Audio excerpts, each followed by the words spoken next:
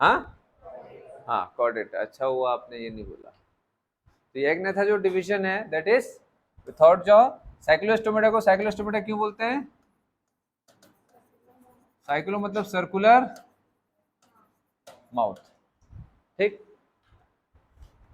देखो बेटा, इसके बाद क्या आता है? देखो वर्टिब्रेटा में अगर आप देखोगे, वर्टिब्रेटा में आप देखोगे तो एक हमारा क्या है, एग्नेथा, और दूसरा नेथोस्टोमेटा। बोलो। ठीक है, ध्यान से समझना। नेथोस्टोमेटा में अगर आप देखोगे तो पहले क्या आएगा, पेसिस देन टेट्रापोडा। तो टेट्रापोडा पहले बना है कि पेसिस पहले बना है? पाइसिस पहले बना, मतलब फिश पहले बना है, उसके बाद फिश से इवॉल्व हुआ है एम्फीबिया देन रेप्टाइल, ऐसा है ना। तो भाई पाइसिस से पहले भी कोई बना होगा, कौन है वो?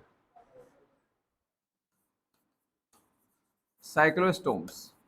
इसलिए साइक्लोस्टोम्स का अगर आप डायग्राम देखोगे, किसके जैसे दिख रहा है? फिश के जैसे दिख रहा है।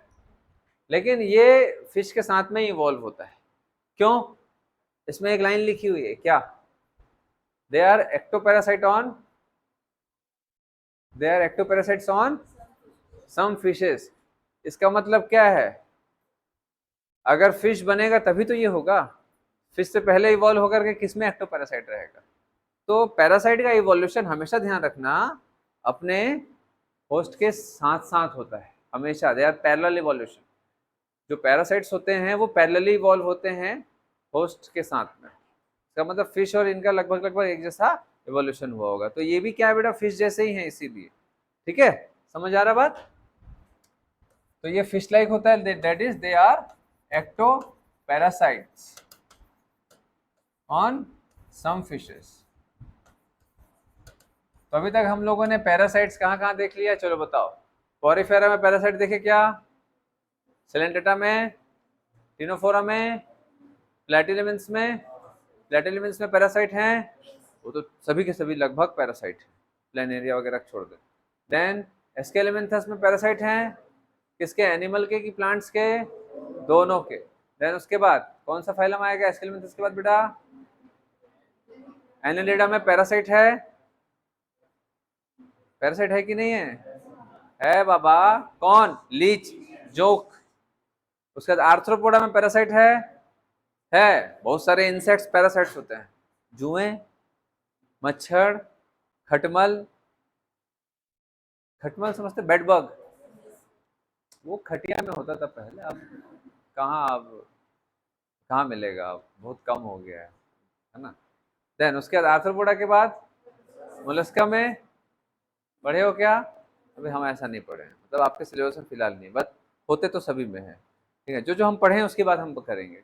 मोलस्का के बाद एगाडर्मेटा में भी हम पैरासिटिज्म नहीं थे, हेमिकॉर्डेटा में पैरासिटिज्म, कॉर्डेटा में फिर ये देख रहे हैं। समझ आया? तो कौन कौन से फाइलम है पैरासिटिज्म?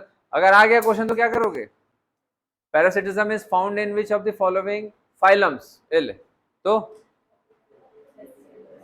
सबसे पहली बात प्लेटिलेमेंट्स, एस्केलेमेंथस, एनालिडा, आर्थ्रोपोडा एंड कॉर्डेटा में कहा? साइक्लोस्टोम्स में। आगे और देखेंगे। ठीक है बेटा, चलिए। तो ऐसे आपको ये जो मैं पैटर्न बता रहा हूँ ना, इस पैटर्न से याद रखोगे तो इसके कभी क्वेश्चन आप गलत नहीं करोगे। देन उसके बाद क्या देखेंगे बेटा, ये फिश जैसा होता है लेकिन फिश नहीं होता, क्यों?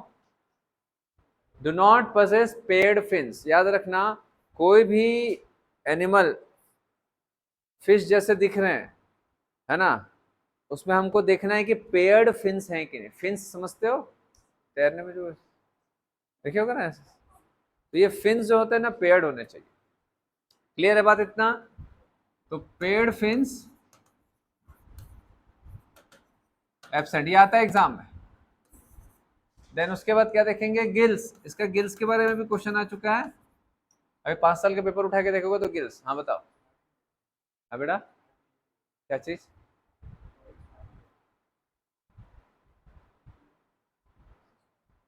चल तो रहा है बेटा, है? अच्छा, कैसे कैसे लगा? अच्छा, चल तो रहा है। हाँ चलो, गिल्स कितने है बेटा इसमें? ये आता है एग्जाम में। देखो, इतना ज्यादा पेड़ फिन जो है, पेड़ जो गिल्स है वो आपको नहीं मिलेगा। फिश में भी आपको इतना ज्यादा नहीं मिलेगा। समझ आ रहा बात? फिश में भी आपको इतना ज्यादा पेड़ गिल्स नहीं मिलेगा। ये दो तीन चीजें इसमें सबसे ज्यादा आता है। ये पैरासाइट है फिश में, और पेड़ फिन्स नहीं होते। देखोगे तो आपको फिश जैसा दिखेगा, डायग्राम दे करके पूछेगा ये क्या है, और क्या करेगा, 3 फिश का एग्जाम्पल दे देगा। एक मगुर का भी दे देता है, क्योंकि जनरली इंडियंस जो होते हैं वो मगुर समझते हो ना, मोंगरी मछली जानते हैं, तो उसका दे दिया। तो ये उसके जैसा दिख रहा है, कैट फिश, थोड़ा थोड़ा वैसी है। समझ आ रहा है? ईल। चलो देन उसके बाद देखेंगे। अच्छा, इसमें अब जैसे कि हम लोगों ने देखा कि वर्टिब्रेट्स में वर्टिब्रल कॉलम या एंडोस्केलेटन जो होगा वो किस तरीके का होगा, बोन या कार्टिलेज, दोनों हो सकता है। अरे भाई, वर्टिब्रेटा में अगर मैं पूछूंगा एंडोस्केलेटन या वर्टिब्रल कॉलम कार्टिलेजिनस होगा या बोनी होगा, तो दोनों होगा। क्यों? क्योंकि फिश में हम लोगों ने कार्टिलेजिनस फिश और बोनी फिश दोनों देखा है, इसका मतलब है ना। तो पहले कौन इवॉल्व होगा, कार्टिलेजिनस या बोनी? Obviously cartilaginous. उसके बाद उसमें ऑसिफिकेशन चालू होता है, हार्डनेस मतलब हार्डनिंग चालू होगा कार्टिलेज का, ठीक है। तो फिर वो क्या होगा, बोनी होगा। तो इसमें अगर आपसे पूछे तो नहीं भी याद है तो भी आपको ध्यान रखना क्या, फिश स्पाइसेस जो होता है उसमें कार्टिलेजिनस फिश पहले आएगा और बोनी फिश बाद में आएगा। इसका मतलब क्या है, कार्टिलेजिनस फिश का पहले इवोल्यूशन हुआ है ना। तो ये ध्यान रखना है आपको। साइक्लोस्टोम्स में जो भी एंडोस्केलेटन होगा दे आर, जो भी वर्टिब्रेट, जो वर्टिब्रल कॉलम होगा, क्योंकि क्यों वर्टिब्रल कॉलम होगा, बिकॉज ये वर्टिब्रेट है। तो वर्टिब्रल कॉलम कैसा होगा, कार्टिलेजिनस। नहीं भी याद है तो भी ध्यान रखना। और सबसे ज्यादा पेड़ गिल्स जो होता है वो इसमें मिलेगा, फिश में नहीं मिलेगा, नॉर्मल फिश में इतना ज्यादा। क्लियर है बात इतना? चलो, बाकी उतना ध्यान रखने की जरूरत नहीं है, फिर भी लिखना चाहो तो लिख सकते हो, है ना। इसमें एक इंपॉर्टेंट चीज होता है कि माइग्रेशन, एनाड्रोमस माइग्रेशन। इसमें जो माइग्रेशन होता है वो एनाड्रोमस होता है। एनाड्रोमस क्या होता है, एनाड्रोमस माइग्रेशन कहां से कहां, sea to fresh water, sea to fresh water. क्या होगा बेटा, ये जब इनको अंडे देने रहते हैं तो ये कहाँ चले जाएंगे, फ्रेश वाटर में चले जाएंगे, और वहां अंडे देंगे, और वहां वो लोग मर जाएंगे। क्यों मर जाएंगे, अंडे देते देते मर गए सर, ऐसा है क्या? नहीं तो, अरे भाई, हाँ, ऑस्मो रेगुलेशन नहीं हो पाएगा।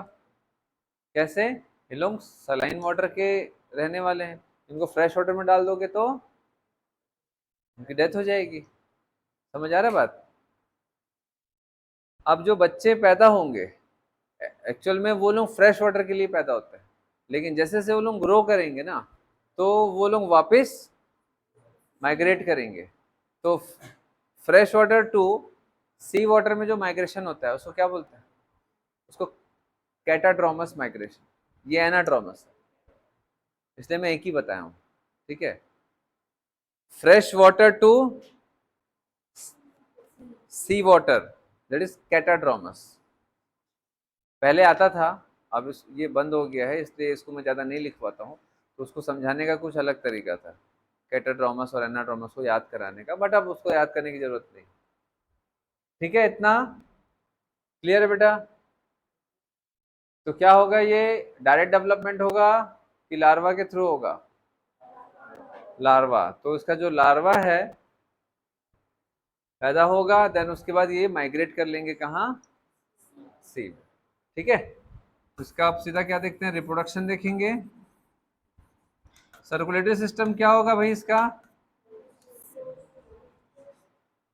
डाइसोसिस्टम complete, circulatory system close, vertebrates में, कॉर्डेट्स में आपको क्लोज मिलेगा। ठीक है, देन उसके बाद जितने भी सिस्टम है सब नॉर्मल फंक्शनिंग में होता है। तो ये सब आपको याद नहीं रखना है, 3-4 पॉइंट जो मैं यहाँ पर लिखा हूँ उतना ही ध्यान रखना है आपको। रिप्रोडक्शन में ए सेक्सुअल या सेक्सुअल, सब सेक्सुअल होगा, ए सेक्सुअल वाला कहानी खत्म हो गया अब, है ना। देन उसके बाद सेक्सुअल रिप्रोडक्शन, सेक्सुअल रिप्रोडक्शन के बाद क्या देखेंगे, यूनिसेक्सुअल है या बायसेक्सुअल है। मोस्टली अब सब यूनिसेक्सुअल होगा, ठीक है। बायसेक्सुअलिटी जो होता है ना बेटा, वो लोअर ऑर्गेनिजम्स में देखने को मिलता है, देन उसके बाद ये क्या होंगे भैया, यूनिसेक्सुअल। देन उसके बाद क्या देखेंगे, फर्टिलाइजेशन। फर्टिलाइजेशन हाँ एक्सटर्नल होगा कि इंटरनल होगा, एक्सटर्नल होगा। और डेवलपमेंट, डेवलपमेंट इनडायरेक्ट।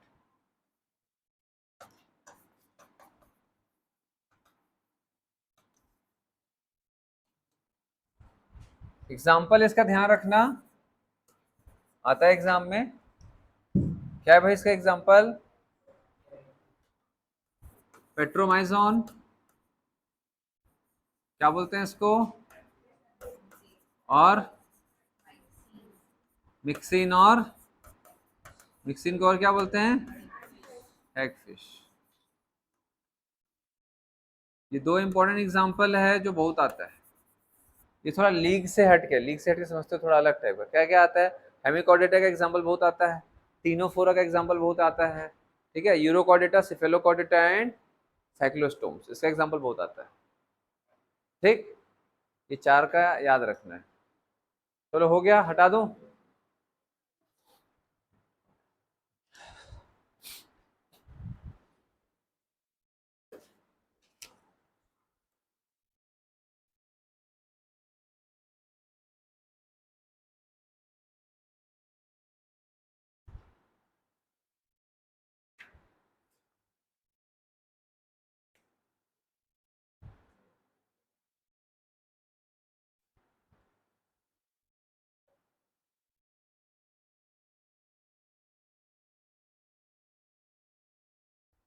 हो गया।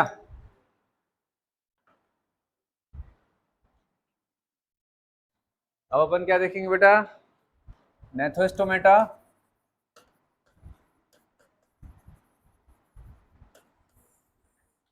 नेथोस्टोमेटा में कितने सुपर क्लास, कितने सुपर क्लास, दो सुपर क्लास, ठीक है, super class Tetrapoda and super class vices. Vices में हमको क्या मिलेगा,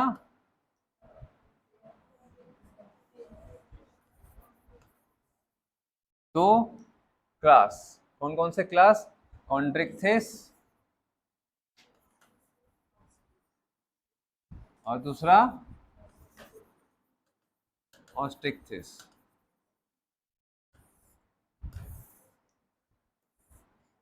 ठीक, पाइसेस में क्या खूबी होगी, इससे पहले हम लोगों ने क्या चीज की कमी देखी थी, पेयर्ड फिन्स की।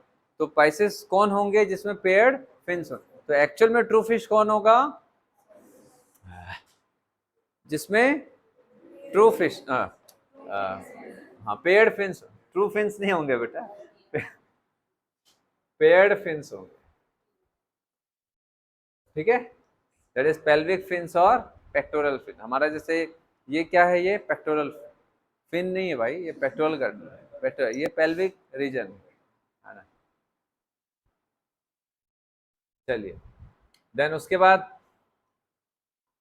यूट्यूब में कई बार देखता हूँ ना कि इस देश में मिला आधा इंसान और आधा मछली वाला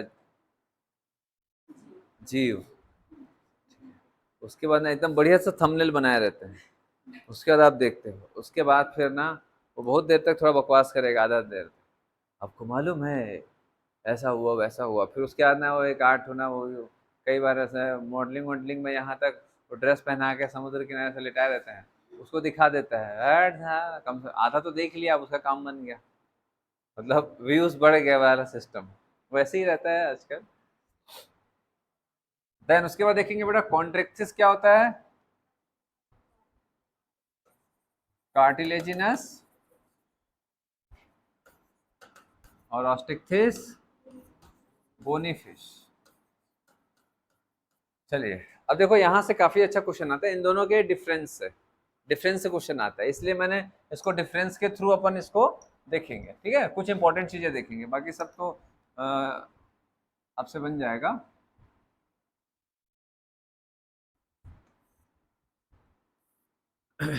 सबसे पहली बात तो इसका जो माउथ है वो देखेंगे कैसा है, जैसे कार्टिलेजिनस फिश है, देखेंगे बेटा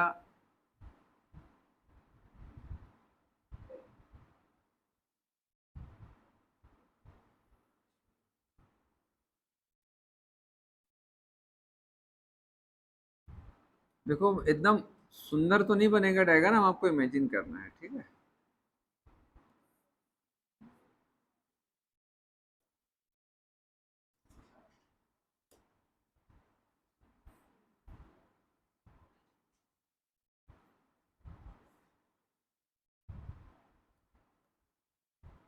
ये थोड़ा हट्टा कट्टा शार्क है।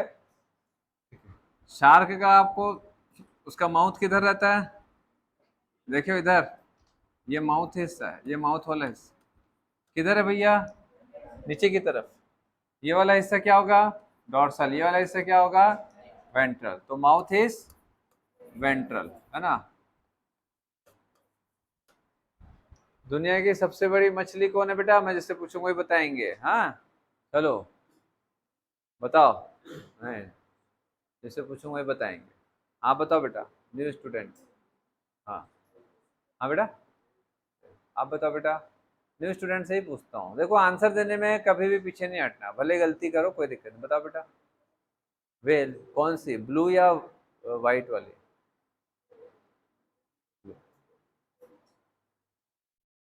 बता बेटा, पानी पानी पी लो पहले, अंदर गटक लो, बोलोगी तो फिर। हाँ बता बेटा, जल्दी बताओ, दुनिया की सबसे बड़ी मछली कौन सी है। हाँ ये बताएगी, हाथ उठाइए, तो भी बताओ।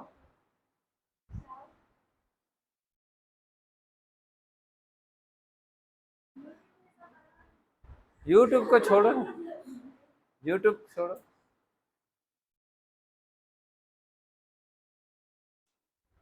बोलना बेटा, ब्लू व्हेल। बचपन से ही गलत पढ़ाया जाता है बायो में। ब्लू व्हेल दुनिया की सबसे बड़ी मछली नहीं है वो, दुनिया की सबसे बड़ा वो एनिमल है, समझे, सबसे बड़ी मछली नहीं है। Blue whale is a mammal, हमारे जैसे हम मैमल है ना, वैसी मैमल है वो। अच्छा, लेकिन वो तो पानी के अंदर रहती है। नहीं रहती भाई, पानी के अंदर वो सांस लेने ऊपर आती, बताया था क्या, पानी में रहती है लेकिन सांस लेने ऊपर आती है। अब जैसे कई मछली तो पानी के अंदर ही घूमते रहेंगे, वो पानी के अंदर भी रहते हैं लेकिन वो सांस लेने ऊपर आते हैं। लोगों को लगता है कि नेशनल ज्योग्राफी के लिए फुटेज देने आ रहे हैं, यहाँ से पानी फव्वारा निकालेंगे हैं और ऐसे डाइव मार रहे हैं। अरे वो सांस लेके फिर अंदर, उसके बाद फिर उसका ऐसे खुला दरवाजा, सांस छोड़े, समझ आ रहा है? हाँ, अब सांस छोड़ेंगे, अब इतना सारा पानी है उसके ऊपर, अब सांस फेंकेंगे तो पानी तो जाएगा ना भाई। जैसे नाक के ऊपर से पानी भर दिया जाए और जो उसे छोड़ोगे तो क्या होगा। हाँ सर, सर्दी में हुआ है ऐसा। तो वैसे ही कुछ है। तो सबसे बड़े जो फिश है वो कौन है, ग्रेट व्हाइट शार्क। जो ग्रेट व्हाइट शार्क जो होता है ना, शार्क इज लार्जेस्ट फिश, और जो वेल है वो मैमल है, ठीक है। चलिए, देन जो नॉर्मल फिश देखेंगे, जो बचपन से हम बनाते आ रहे हैं, इसका तो मैं अच्छा बना ही लूंगा, मुझे विश्वास है। इसका माउथ कहाँ है,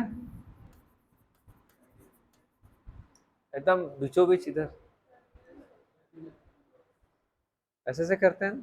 कभी ऐसे से माउथ किए हो क्या, नहीं। अगर नीचे वाला उंगली किए तो शार्क, और बीच वाला किए तो terminal, that is bony fish. तो बोनी फिश में माउथ कैसा रहेगा, टर्मिनल, ध्यान रखना है, ये सब भी आता है। तो किसी भी फिश का अगर माउथ ऐसा टर्मिनल दिखे, मतलब वो क्या है भैया, वो बोनी फिश है। और जिस किसी का भी ऐसा दिखे तो वो, कोई भी डायग्राम दे दे, शार्क नहीं बेटा, वो कार्टिलेजिनस फिश है, ठीक है। जैसे आप लोग स्टिंग रे देखे होंगे, स्टिंग रे मतलब ऐसा ऐसा टाइप का, ऐसा तब मस्त ऐसा लगता है कि चिड़िया उड़ रही है भाई पानी के अंदर, देखे हो ना ऐसा। नेशनल ज्योग्राफी वाला एक जन मर गया था, मैन वर्सेस वाइल्ड वाला, इसी में। इस पे नहीं मरा था, इस पे मर मिटा नहीं था, इसके कारण मर गया था क्योंकि इसका जो स्टिंग होता है वो पॉइजनस होता है। अब उसके ऊपर बैठ के होशियारी मार रहे हैं। उनका काम ही है ना, मगरमच्छ मुंह खोला है, मुंडी डाल के फोटो खिंचा रहे हैं। समझ आ रहा बात? हाथी के पेट के नीचे ऐसे खड़े हैं ऐसा। हाँ, तो इसके ऊपर ऐसे बैठ गया, इसका मूड खराब होगा, बीवी से झगड़ा हुआ होगा, हट साला, मारा एक सीधा डंक, खत्म कहानी। बहुत खतरनाक। आप लोग देखे होगे इसको ऐसा, इसका माउथ ऐसे रहता है। ये कौन सा हिस्सा है दिख रहा है? वेंट्रल है ना, वेंट्रल माउथ। यहाँ पर नहीं रहता है उसका माउथ, कभी देखना घर जा। ये क्या है? स्टिंग रे, पॉइजनस स्टिंग होता है इसका। ठीक, समझ आ गया वेंट्रल। देन उसके बाद दूसरा, इसमें देखेंगे गिल्स जो होता है, इसमें गिल्स स्लिट्स होते हैं। हमेशा याद रखना, कार्टिलेजिनस फिश जब भी आपको पूछे तो हमेशा ना शार्क का एग्जाम्पल ध्यान रखना आपके दिमाग में। शार्क को बस आपको ध्यान रखना, हाँ शार्क मतलब मन में शार्क आना चाहिए, ठीक है। तो वहां पर देखना आप, ऐसा उसका जो गिल्स होता है ऐसे कटा हुआ रहता है, स्लिट्स, जैसे यंग स्लिट डबल एक्सपेरिमेंट पढ़े होगे आपको, ठीक है। हाँ, तो वो क्या होता है, स्लिट मतलब क्या, ओपनिंग होती है, यहाँ से वेव्स पास हो रही है। पढ़े होगे ना आप? पढ़े नहीं पढ़े हो? हाँ हाँ पढ़े, पूछूंगा ना क्या होता है तो सर याद नहीं है। तो स्लिट्स मतलब ओपनिंग। तो जो गिल्स होता है ना वो स्लिट्स के फॉर्म में रहता है, ऐसे पतला पतला ऐसा ओपनिंग होता है, ठीक है। तो यहाँ पर गिल स्लिट्स दिख रहा है ऐसा, ठीक है। देन उसके बाद इसमें देखोगे ना बेटा, आपको ऐसा क्या मिलेगा, गिल स्लिट्स अब एब्सेंट होता है, Gill slits, gill slits absent है ना, एंड गिल्स कवर्ड बाय। अच्छा, आप लोग देखे होगे ऐसा ऐसा ऐसा करते रहते हैं, ऐसे देखे होगे ना, जैसे नहीं देखे हो कभी फिश, अरे फिश टैंक में कभी देखे होगे ना मछली को, तो आप देखे होगे तो कई बार जैसे किसी के घर गए होगे तो बताया था क्या आप लोगों को? बताया तो था, नहीं बताया? देखो बेटा कि जो थोड़े ठीक ठाक घर होता है, जो थोड़ा पैसे वैसे हैं, वो लोग बढ़िया क्या करते हैं, फिश टैंक रखते हैं घर में, ठीक है। और जिनके पास थोड़ा थोड़ा बिलो एवरेज है, वो लोग क्या करते हैं, फिश को खाते हैं, रखते नहीं है। तो जो रखते हैं फिश टैंक में, अगर आप देखोगे तो बचपन में मैं एकदम जब छोटा था तो हमेशा मैं ऐसे जैसे दोस्त दोस्त के घर जाता था, कभी मछली उछली खा के गया, तो मैं सोचता ये पानी क्यों पी रही है इतना, बहुत पानी। मेरे दिमाग में आता था इतना पानी जा कहाँ रहा है, कंटिन्यू यूरिन तो नहीं बन रहा होगा, कुछ तो गड़बड़ है। तो बाद में समझ आया, पानी पीते नहीं है, पानी को डाइवर्ट करते हैं गिल्स की तरफ, पानी को डाइवर्ट करते हैं गिल्स की तरफ। What is gills? बता चुका हूँ, what is gills? Structurally, what is gills? Obviously, they are respiratory structure, but structurally वो क्या होता है? बताया तो था क्या? नहीं बताया हूँ? गिल्स जो होते हैं बेटा, वो ब्लड कैपिलरी का नेटवर्क होता है। देखो ऐसा, ये क्या है, ब्लड कैपिलरी का नेटवर्क है ऐसा। अब होगा क्या कि ये रेस्पिरेशन में हेल्प करता है। रेस्पिरेशन का मतलब क्या होता है? Exchange of gases. भाई ये ब्रीथिंग में हेल्प कर रहा है। ब्रीथिंग क्या हो रहा है? एयर एयर जा रहा है और कार्बन डाइऑक्साइड निकल रहा है, ब्रीथिंग। तो जब ये वाटर का फ्लो ऐसे जाता है, ये क्या जा रहा है, वाटर का करंट जा रहा है ऐसा, वाटर जैसे वाटर जा रहा है, तो वाटर में और क्या होगा, ऑक्सीजन डिसॉल्व होगा, वाटर में ऑक्सीजन डिसॉल्व होता है। तो ये जब वाटर इसके पास से जब निकलता है ऐसे, तो इस वाटर में क्या डिसॉल्व है भैया? ऑक्सीजन। तो ये ऑक्सीजन, ये क्या चीज है, ये ब्लड कैपिलरी। तो ब्लड कैपिलरी में कार्बन डाइऑक्साइड ज्यादा रहेगा और वाटर में ऑक्सीजन ज्यादा रहेगा, तो ये ऑक्सीजन क्या होगा, इस ब्लड कैपिलरी के अंदर चले जाएगा, और ब्लड कैपिलरी में higher concentration of carbon dioxide है, और ये जो वाटर जा रहा है इसमें कार्बन डाइऑक्साइड का कंसंट्रेशन कम है। तो हायर कंसंट्रेशन से carbon dioxide lower concentration of water में चला जाएगा, और वाटर में ऑक्सीजन का कंसंट्रेशन ज्यादा होगा with respect to blood capillary. तो वाटर से ऑक्सीजन कहाँ डिफ्यूज होगा? Blood capillary. बस यही तो गिल्स है। हमारे लंग्स में क्या होता है? हमारे लंग्स में भी सेम काम होता है। लंग्स में अगर आप देखोगे ये एल्विलाई है, एल्विलाई में ऑक्सीजन ज्यादा है, और यहाँ से क्या पास हो रहा है? ब्लड कैपिलरी, ब्लड कैपिलरी में क्या ज्यादा है, कार्बन डाइऑक्साइड ज्यादा है, ऑक्सीजन कम है, तो ज्यादा से ऑक्सीजन कम वाले में आएगा, और कार्बन डाइऑक्साइड यहाँ ज्यादा है तो ये एल्विलाई में चला जाएगा। बस लंग्स का क्या काम है, सेम काम है, जो लंग्स का काम है वही काम गिल्स का है, बस वो वाटर से ऑक्सीजन ले रहे हैं, हम एयर से ऑक्सीजन ले रहे हैं, सिंपल। समझ आया? तो अगर आप देखोगे तो वो ऐसे इसलिए करते हैं कि वाटर लेके गिल्स के थ्रू वो बाहर निकालते हैं, तो गिल्स कवर्ड होता है एक कवरिंग से जिसको बोलते हैं ओपरकुलम, है ना। कई लोग सोचते हैं यही गिल्स है, ये गिल्स नहीं है, ऐसा ऐसा होता है ना, ऐसा ऐसा होता है ना, ये क्या है, they are the covering of gills. तो इसमें गिल्स कवर्ड बाय ओपरकुलम, और इसमें ओपरकुलम एब्सेंट होता है। कभी देखियो कि शार्क का ऐसा ऐसा हो रहा है, कुछ नहीं देखियो ना, तो शार्क को ही आपको बेस बना के ध्यान रखना है। क्लियर है बात इतना? चलिए, किसी को डाउट है इसमें? गिल्स, तो अगर आप देखोगे तो गिल्स इसमें कितना रहता है बेटा, कितना पेयर होता है, 4 पेयर्स। तो 4 pairs of gills, and gills are covered by operculum, बहुत इंपॉर्टेंट है, ध्यान रखेंगे। और गिल स्लिट्स,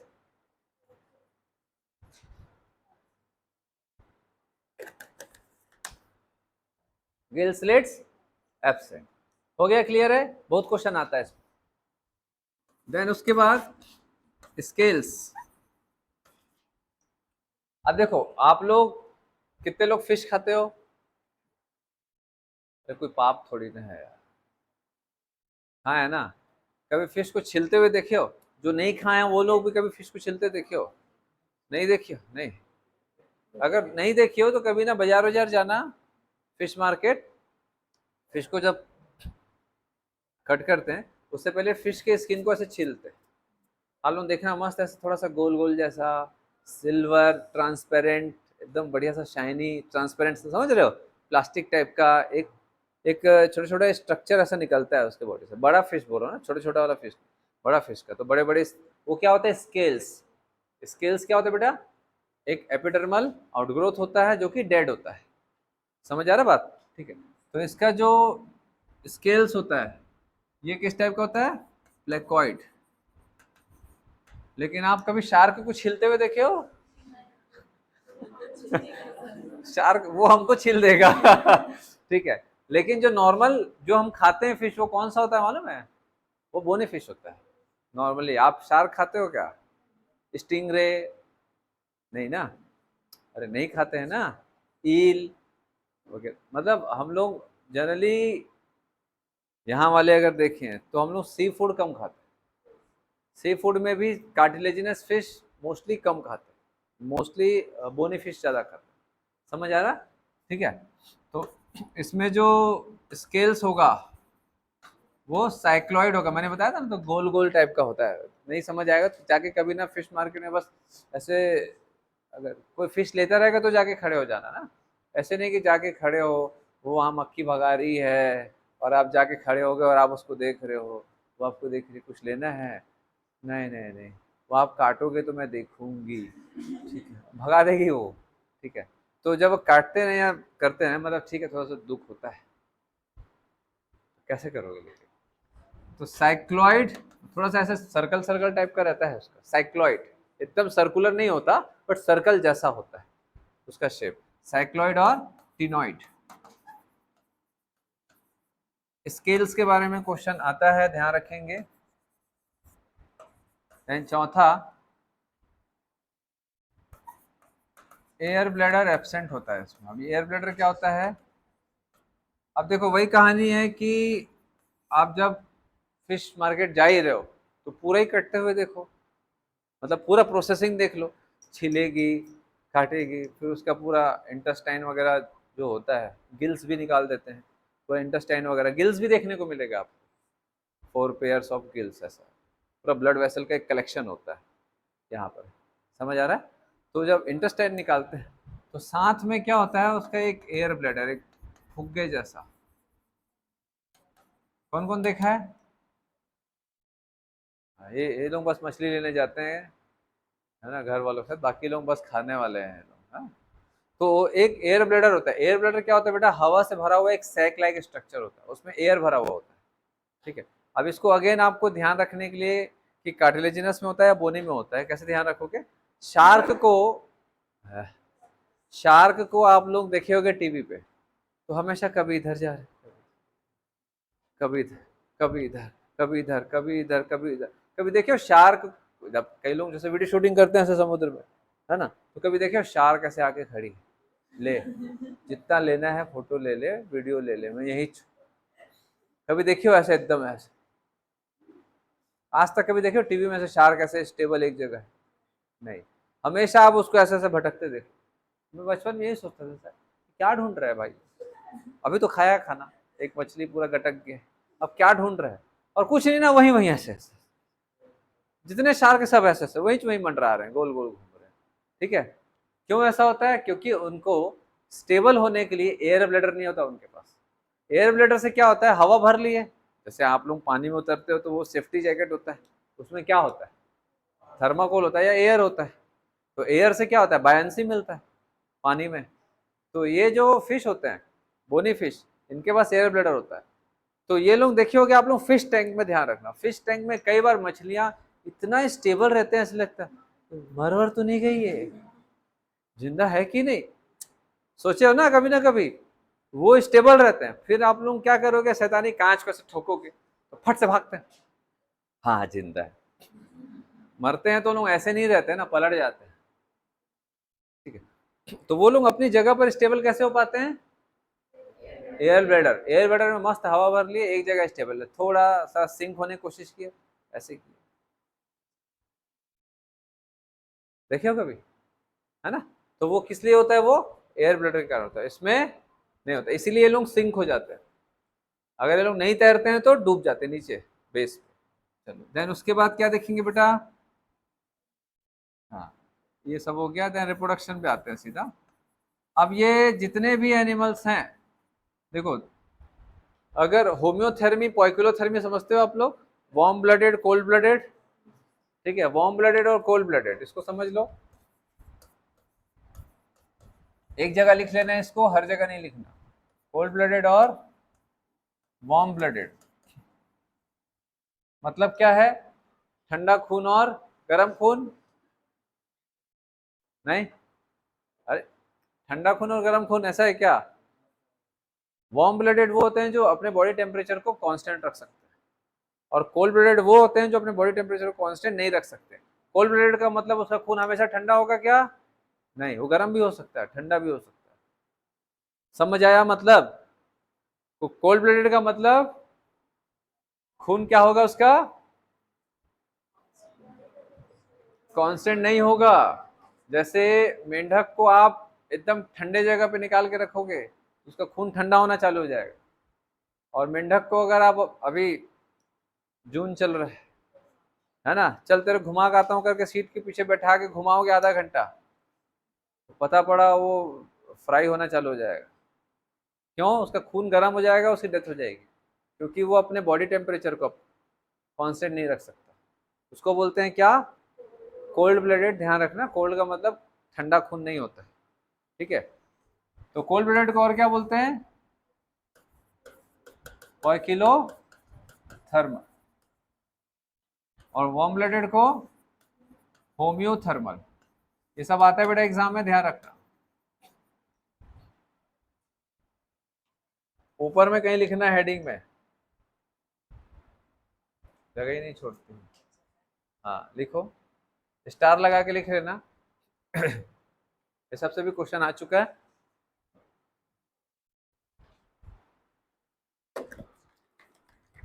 मेरे बात किसका है,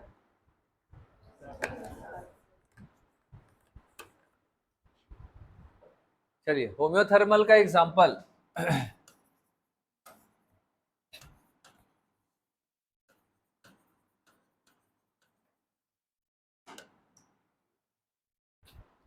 होम्योथर्मल का एग्जांपल, होम्योथर्मल में लिख लेना बेटा, दे मेंटेन देयर बॉडी टेम्परेचर, ठंड हो या गर्मी हो, जब ठंड होता है तो आपकी बॉडी एकदम ठंडी हो जाती है क्या, स्किन ठंडा होता है लेकिन आपकी बॉडी इंटरनली गर्म रहता है, और जब गर्मी होता है तो भी कांस्टेंट होता है, पसीना आता है।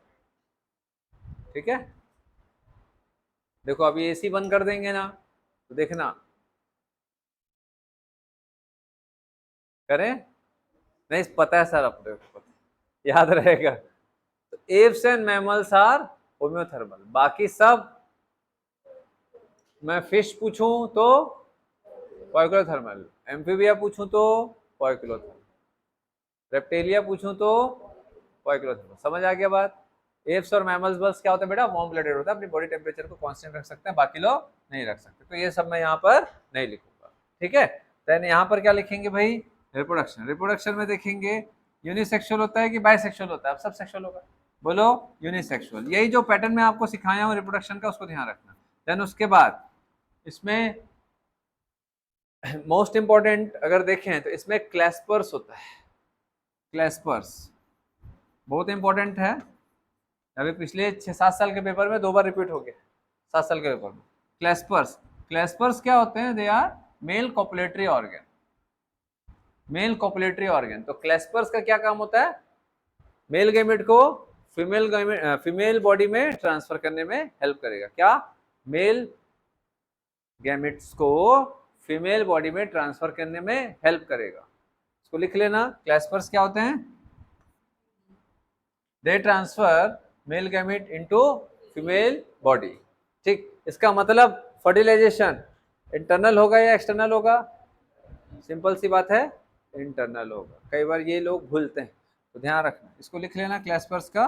देन उसके बाद फर्टिलाइजेशन क्या होगा? अब जब मेल गैमेट ट्रांसफर हो रहा है फीमेल बॉडी में, तो ऑब्वियसली इंटरनल फर्टिलाइजेशन के लिए हो रहा है, तो फर्टिलाइजेशन इज इंटरनल। देन उसके बाद ये ओविपेरस होंगे, विविपेरस होंगे,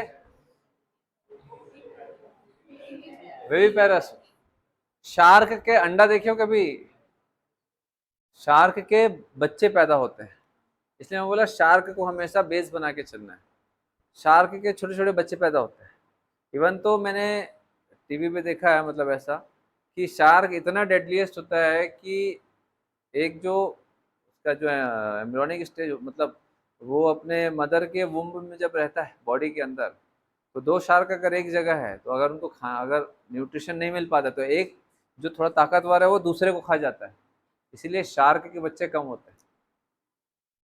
अच्छा, अच्छा कम ही होते हैं। जो हमेशा जो टॉप कार्निवोर्स होते हैं उनका पॉपुलेशन हमेशा कम ही होता है, अकॉर्डिंग टू इकोसिस्टम होना भी चाहिए। अब एकदम थोड़ी ना कि लंगर लगा देंगे एकदम 100-200 बच्चे पैदा कर रहे हैं शार्क, तो पूरा समुद्र खाली हो जाएगा ऐसे में। सही बात है ना? वैसे शेर के बच्चे भी जो होते हैं लिमिटेड होते हैं। उसके बाद भी क्या होता है मालूम है? जब शेरनी बच्चे को पालती है, ठीक है, तो कई बच्चे को तो जो दूसरा शेर है, जो उसका पिता नहीं है, वो मार देता है, या कई बार तो उसका पिता भी उसको मार देता है। फिल्म में देखे होगे, अपने बेटे को एकदम संरक्षण देता है, ऑब्वियसली देता है, लेकिन कई बार शेर जो है इतना खतर मार खाते नहीं है, मार देते, मतलब ऐसा भी होता है, इसलिए कम ही बचते हैं।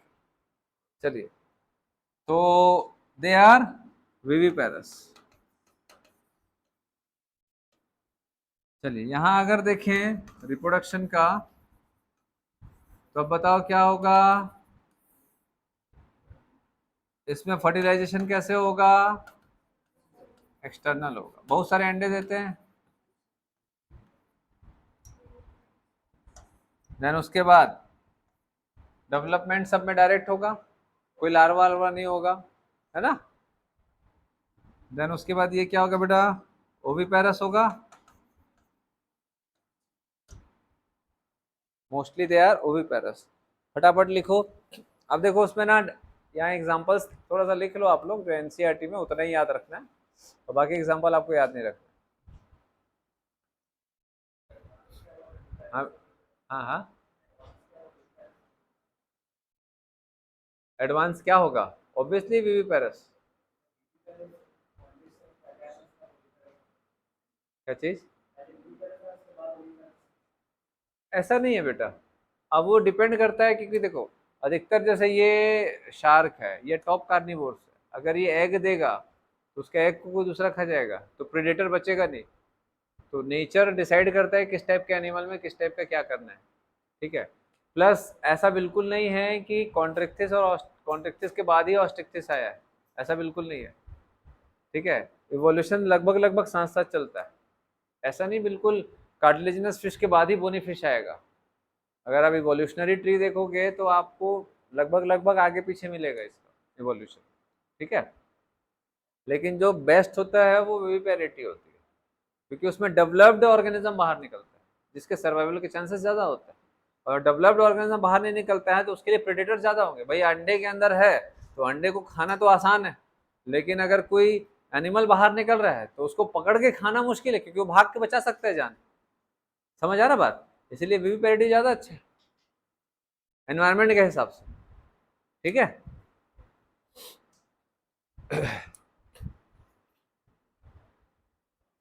हो गया।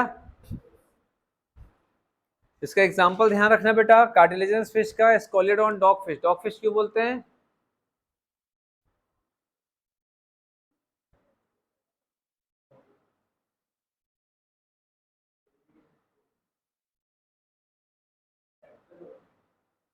डॉग फिश क्यों बोलते हैं? नहीं पता? अरे डॉग का मेन फीचर क्या है?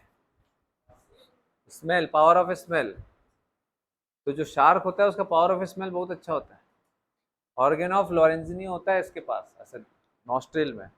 1 किलोमीटर दूर से भी अगर कहीं कुछ ब्लड व्लड गिरा है ना तो 1 किलोमीटर दूर भी वो स्मेल कर लेता है। 1 किलोमीटर, समझ रहे हो बात को? 1 किलोमीटर दूर का भी स्मेल कर लेता है पानी में कि कहाँ पर है। इसलिए कभी कभी शार्क को बुलाना रहता है ना, कुछ मछली उछली बड़ा ऑर्गेनिज्म को काट के ऐसा छोड़ देते हैं ताकि उसका ब्लड ऐसा जाएगा, डिफ्यूजन होगा और फिर वो मांस मतलब कहाँ पर है उसका फूड सूंघ के आ जाता है कहीं कटा फटा। इसीलिए शार्क वाले एरिया में कभी भी क्या करते मालूम, अगर किसी को थोड़ा घाव भी है ना तो उसको पानी में उतरने से मना किया जाता है। क्यों? उसका अगर ब्लड व्लड भी गिरा, समझ रहे, टिश्यूज के, तो सूंघ के आ जाएगा उसको खाने के लिए। चलिए देन नेक्स्ट देखो बेटा, इसमें Pristis sawfish, Carcharodon, great white shark, Trygon stingray. Stingray ये क्या है? ये क्या है? स्टिंगरे। इसमें आप लोग इलेक्ट्रिक फिश भी देखोगे बेटा आप लोग, टॉर्पिडो है ना, इसका एग्जांपल आता है इलेक्ट्रिक फिश। क्या होता है इलेक्ट्रिक फिश? जो बिजली बनाती है हमारे लिए, और कोई काम धंधा नहीं है कि इन लोगों के पास हमारे लिए काम करेंगे। क्या होता है?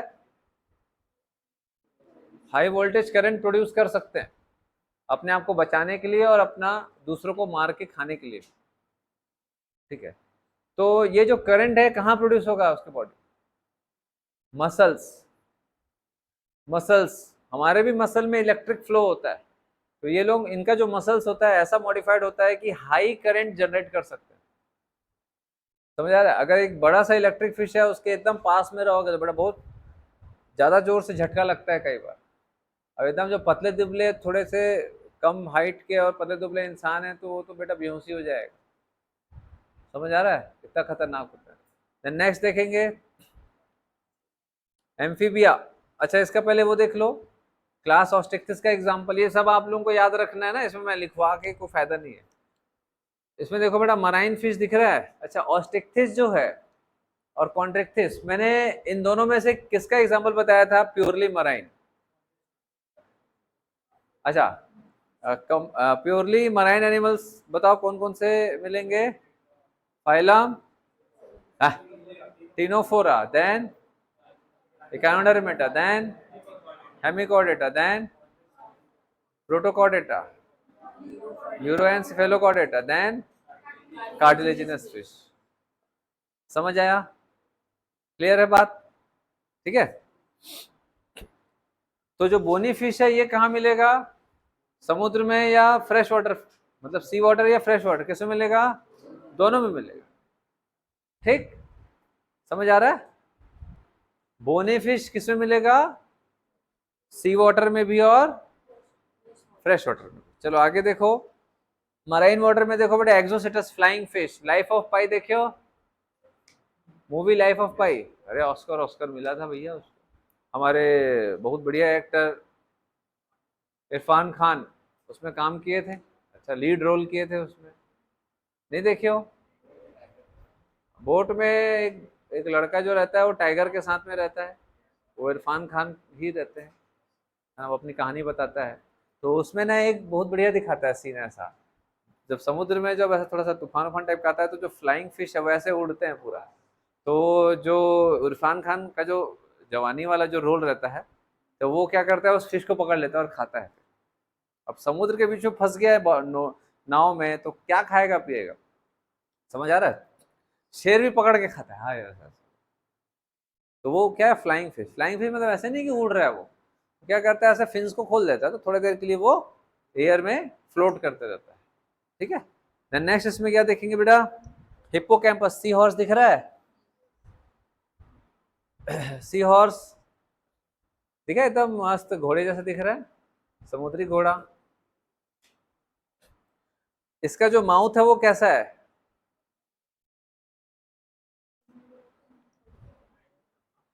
था ऐसे, अब मछली ऐसे तो इसको ऐसे कर दो, ऐसे था उसका फिश ऐसे, थोड़ा सा मॉडिफाई हो गया, ठीक है। तो ये थोड़ा जो सी हॉर्स होता है इसकी बढ़िया क्या खासियत है, बहुत अच्छे जीव है। कैसे, जो फीमेल है वो अंडे देती है और मेल उसको पाउच में रख लेता है, मतलब वो सेकता है, मतलब वो उसको ग्रो करने में हेल्प करता है, तो ब्रूट पाउच बोलते हैं। फिर जो बच्चे हैं वो डायरेक्ट डेवलप होता है, वहां से डायरेक्ट डेवलप होता है उसी, तो एग, लेकिन जो फिश है वो एग देती है, वो एग यहाँ स्टोर हो जाता है, फर्टिलाइज होता है, देन डेवलपमेंट डायरेक्टली वहां से निकलता है पाउच से, बहुत सुंदर दिखता है, देखियो कभी। चलिए बाकी तो देखो बेटा फ्रेश वाटर फिश में रोहू कतला, अपन लोग जो नॉर्मली खाते हैं वो सब क्या, वही सब रोहू कतला मगुर, मगुर समझते हो, छत्तीसगढ़ में मोंगरी मछली बोलते हैं, है ना, कैटफिश। देन उसके बाद चलो छोड़, सब एग्जांपल ध्यान रखना। देन उसके बाद क्या देखेंगे, टेट्रापोडा, टेट्रापोडा का मतलब क्या होता है, फोर लिम्स। तो इसमें सबसे पहला क्या देखेंगे, एम्फीबिया। एम्फीबिया का नाम एम्फीबिया क्यों रखा गया है, ड्यूल लाइफ,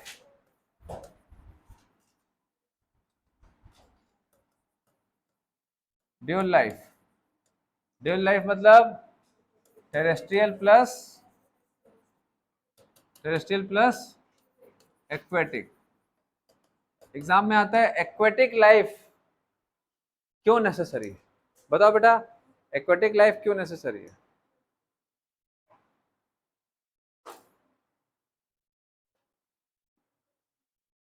क्यों, ठीक है चलो रिप्रोडक्शन बोल दिया, चलो अपन मान ली, बट इन्हीं को रिप्रोडक्शन के लिए क्यों जरूरी है, रेप्टाइल बर्ड्स मैमल्स को पानी की जरूरत क्यों नहीं होती रिप्रोडक्शन के लिए, बोलो रिद्धि, है बेटा, उससे इवॉल्व हुआ है तो क्या हो गया, बोलो, हाँ, because their egg do not possess calcium carbonate shell, समझ आ गया बात, ये लोग जो एग देते हैं ना उसका जो कवरिंग होता है वो हार्ड कवरिंग नहीं होता, तो अगर वो लोग जमीन पे अंडे देंगे तो क्या हो जाएगा, कैल्शियम कार्बोनेट का शेल नहीं है ना, तो क्या हो जाएगा, ड्राई हो जाएगा, ड्राई हो जाएगा और डेथ हो जाएगा, तो एम्फीबिया कभी भी इवॉल्व ही नहीं हो पाएगा, एम्फीबिया की स्पीशीज खत्म हो जाएगी इस दुनिया से, इसलिए उनको क्या करना पड़ता है, ड्राइनेस से बचाने के लिए अंडे को वाटर में एग देना पड़ता है, और वाटर में एग दिए, अब इनमें इंटरनल फर्टिलाइजेशन नहीं होता, एक्सटर्नल होता है, और एक्सटर्नल फर्टिलाइजेशन सबसे बेस्ट कौन से मीडियम में होता है, एक्वेटिक मीडियम में होता है, जैसे मछली देखिए हम लोग, मछली में आप जो बोनीफिश देखियो, बोनीफिश जो रहता है वो ज्यादा एडवांस है, बोनीफिश ज्यादा एडवांस है कायदे से, ठीक है। लेकिन बोनीफिश में क्या है, फर्टिलाइजेशन एक्सटर्नल है, याद आ रहा है, दे आर मेनली ओविपेरस। अरे पढ़े हो कि नहीं देखो, फिश जो है वो ओविपेरस है, बोनी फिश, ठीक है। अच्छा मेंढक जो रहता है वो बोनी होता है या कार्टिलेज होता है, endoskeleton?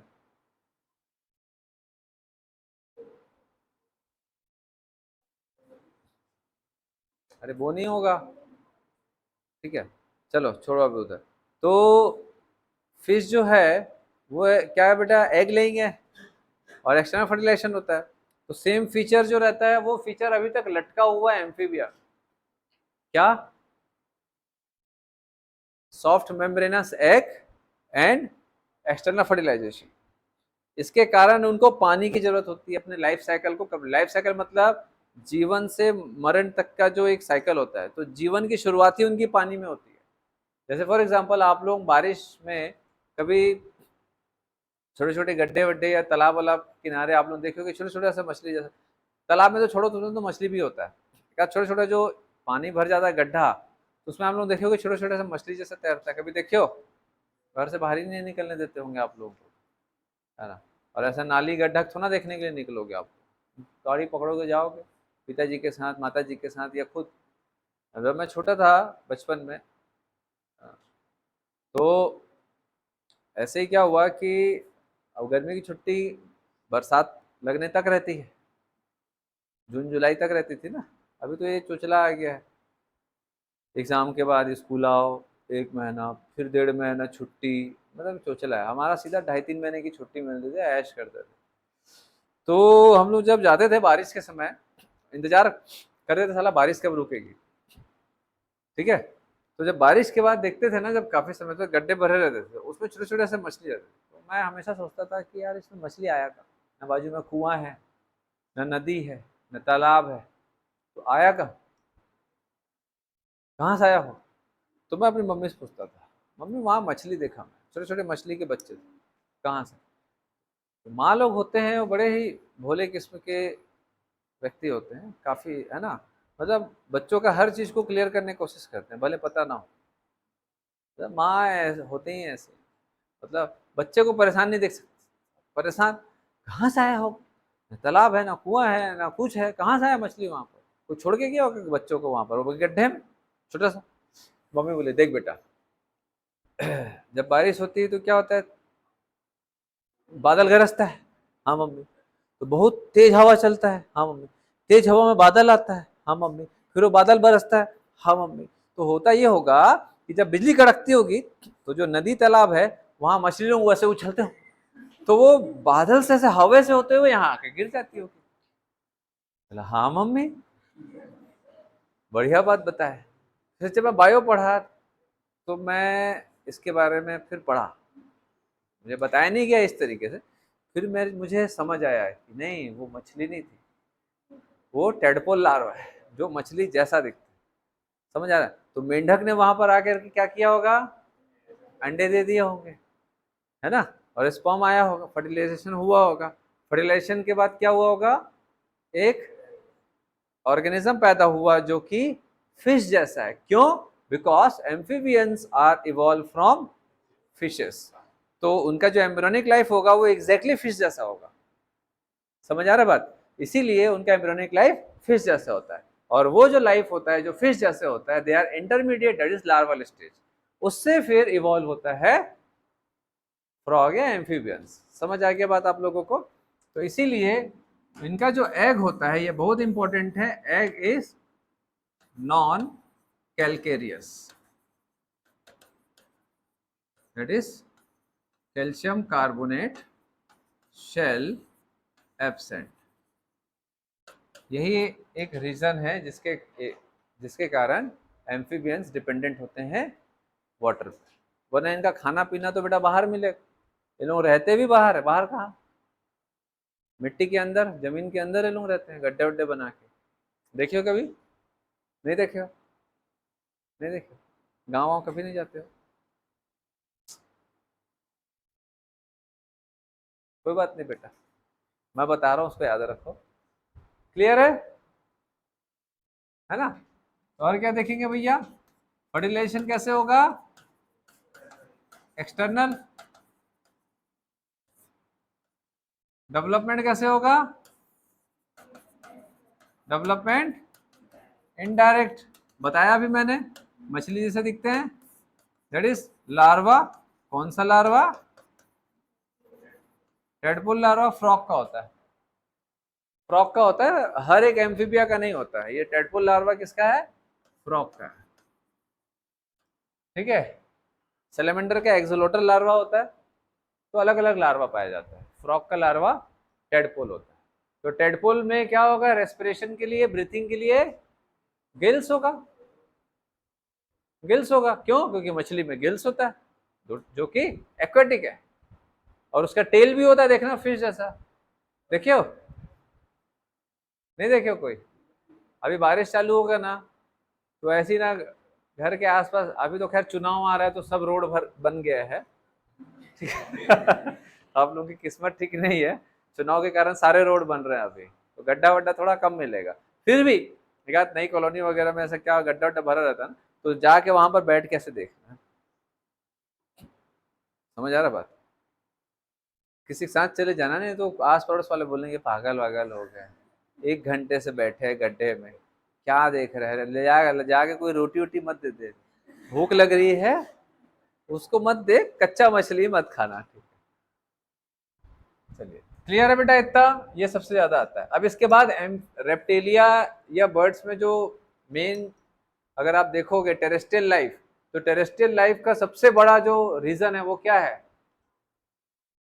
Calcareous egg, calcium carbonate का शेल वाला एग। इसीलिए वो लोग इंडिपेंडेंट है वाटर से। ये क्वेश्चन कई बार रिपीट हुआ है अलग अलग तरीके से। समझ आ गया? कॉन्सेप्ट समझ आ रहा है आप लोगों को? चलिए, देन उसके बाद आप क्या देखेंगे भैया? इसके 4 पैर होते हैं, 2 पीछे 2 आगे, है ना। इसका जो आई होता है, 4 लेग्स होते, बता दियो। आई में आईलिड होगा क्या? फिश में आईलिड होता है? कभी फिश देखियो अपने जीवन में? ठीक है। ऐसा बात किए होगे आप लोग बचपन में, कई बार थोड़ा सा हम लोग ज्यादा इमोशनली होते हैं, खाना खाई, तब तो ना बोले हाँ ठीक है। अब खाना कैसा लगा? खाना, तबीयत ठीक है? तो कभी देखियो फिश ऐसे करती है?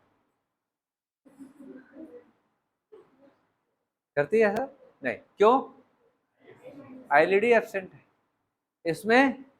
कभी मेंढक को देखियो? अरे टीवी वगैरह में दिखाता है ना, जब वो पानी से ऐसे बाहर निकलता है, ऐसे करता है, ऐसे एकदम दिखाता है ना, एकदम स्लो मोशन में।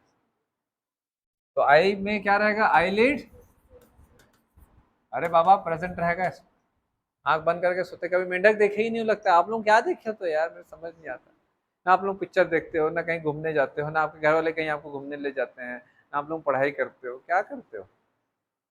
बहुत टेंशन होता है मेरे को सोच सोच के, मालूम है। हम बात भी करते हैं, कोई फिल्म का नाम पूछता हूँ, नहीं पता, हीरो हीरोइन का नहीं पता।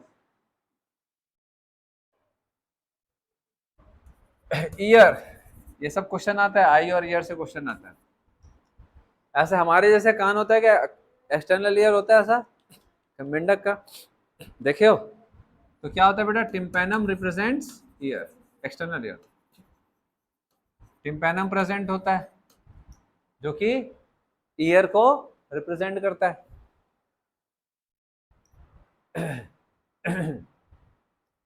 अगर आपने फ्रॉक को देखा होगा, तो फ्रॉक कैसा दिखता है?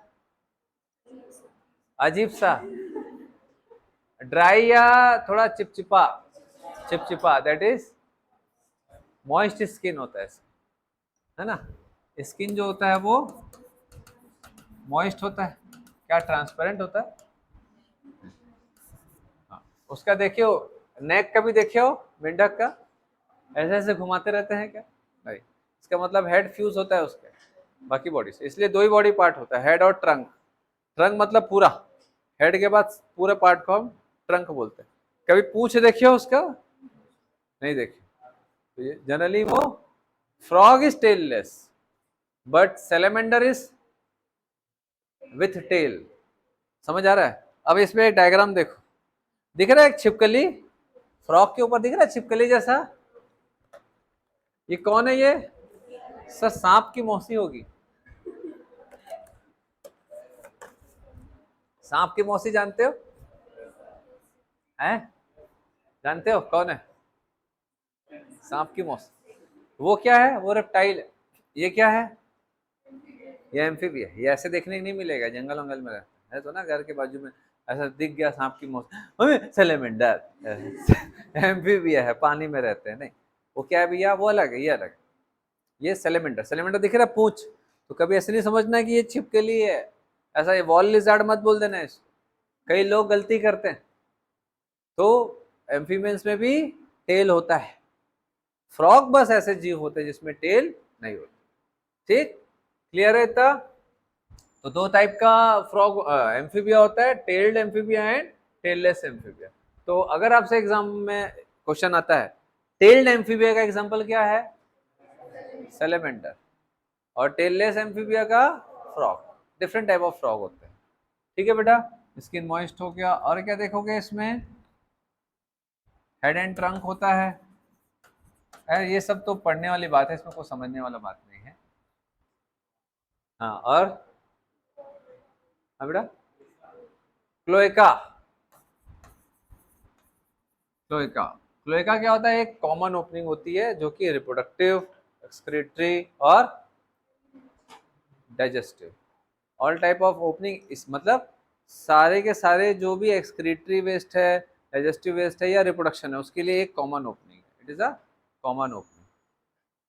हो गया बेटा, खत्म हो रहा है, फिर बैठना, इसके बाद वाली क्लास में बैठना। आ जाओ।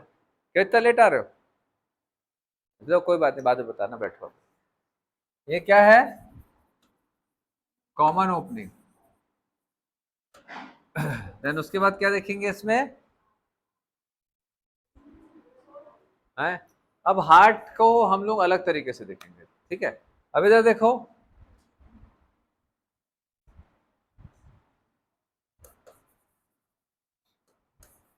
Origin of heart. तो heart 2 chamber, 3 chamber, 3.5 chamber, 4 chamber, ऐसा होता है ना? ठीक है, तो 2 चैम्बर्ड, 3 चैम्बर्ड,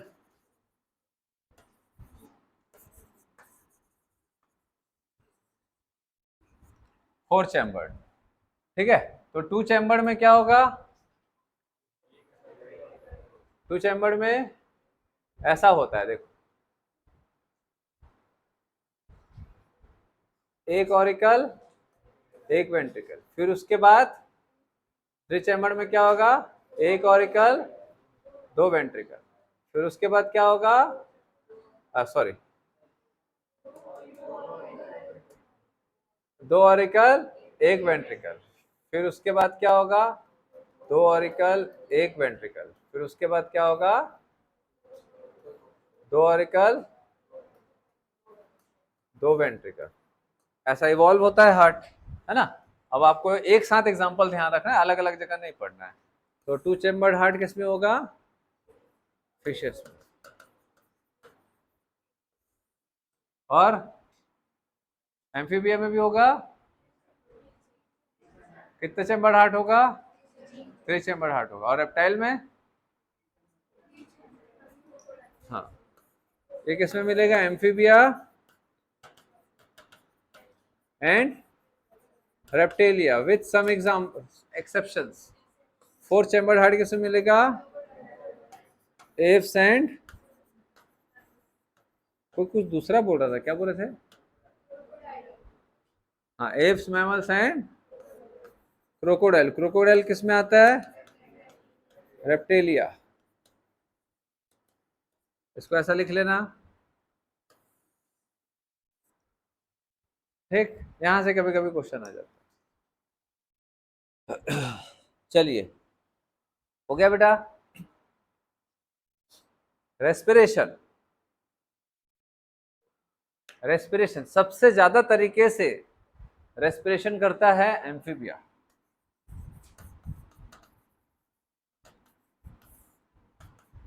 गिल्स के थ्रू भी होता है, ठीक है, स्किन के थ्रू भी होता है, बक्कोफेरिंजियल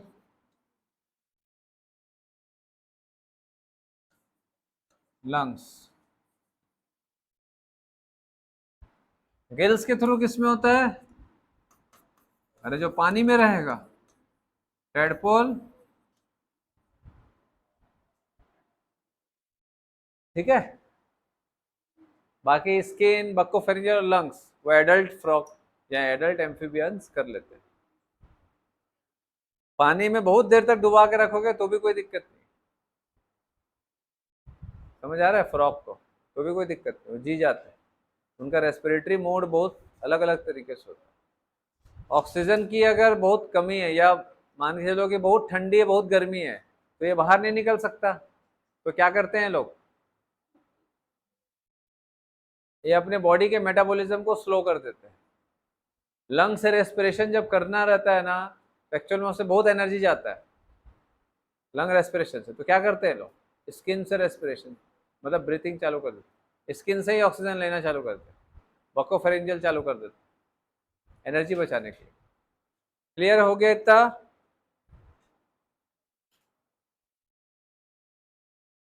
बाकी रिप्रोडक्शन तो मैंने बता दिया है।